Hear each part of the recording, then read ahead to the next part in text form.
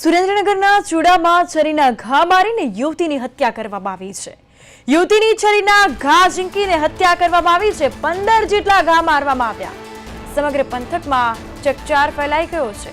Chuda police તાકીદે ઘટના સ્થળે પહોંચી અને મૃતદેહનો કબજો લઈ પોસ્ટમોર્ટમ માટે મોકલી આપ્યો અને પોલીસની યુવતીની હત્યા કોણે કરી છે તે દિશામાં તપાસ શરૂ કરી છે। યુવતીની જે હત્યા કરવામાં આવી છે તેને લઈને પોલીસનો તપાસ હાથ ધરવામાં આવી છે। યુવતીના પ્રેમીના પિતાએ જ હત્યા કરી હોવાનું સામે આવ્યું છે। છરીના 15 જેટલા ઘા મારીને રહેસી નાખવામાં આવી હોવાનો ખુલાસો થયો છે। સુરેન્દ્રનગરની આ ઘટના કે જ્યાં ચૂડામાં છરીના ઘા મારીને યુવતીની છરીના ઘા ઝીંકીને હત્યા કરવામાં આવી છે। 15 જેટલા ઘા મારીને હત્યા નિપજાવવામાં આવી છે। સમગ્ર પંથકમાં ચકચાર મચ્યો।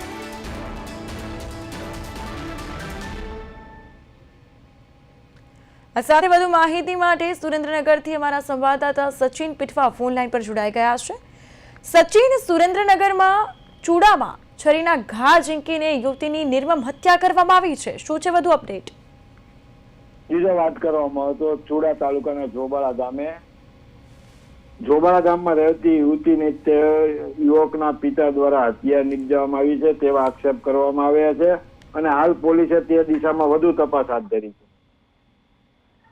બિલકુલ, આ ઘટના સર્જાઈ છે ત્યારે ગામમાં પણ અરેરાટી ફેલાઈ ગઈ છે। ગ્રામજનોનું કોઈ નિવેદન કે કોઈ પ્રતિક્રિયા?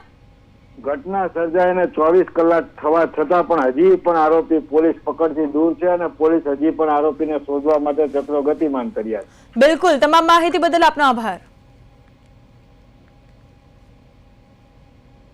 તો ચૂડામાં છરીના ઘા ઝીંકવામાં આવ્યા છે। યુવતીની નિર્મમ હત્યાની આ ઘટના પ્રકાશમાં આવી।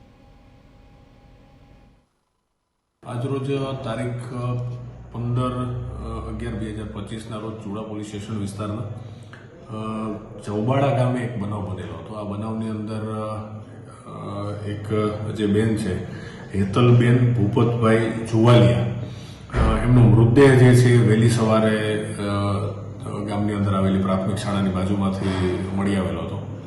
આ ઘટના બાબતે જેવું પોલીસને જાણ થઈ એટલે તાત્કાલિક જ ઘટના સ્થળે પહોંચી અને જગ્યાને કોર્ડન કરી અને આગળની જે પણ કાર્યવાહી છે એ હાથ ધરવામાં આવી હતી।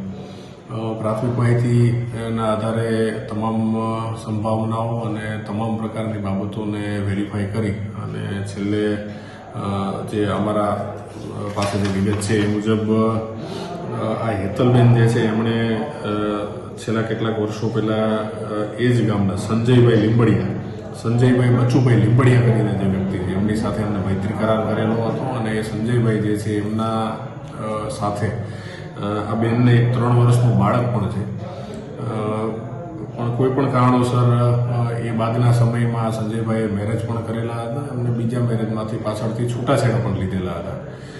તો આવા જે છે એ પ્રેમ પ્રકરણ રિલેટેડ જે એમના ઇસ્યુઝ હતા એના લીધે અવારનવાર આજે સંજયભાઈના ફાધર જે છે એમને અને આજે મરણ જનાર હેતલબેન છે એમના પરિવારને નાની મોટી બોલાચાલી અને મગજમારી થતી હતી।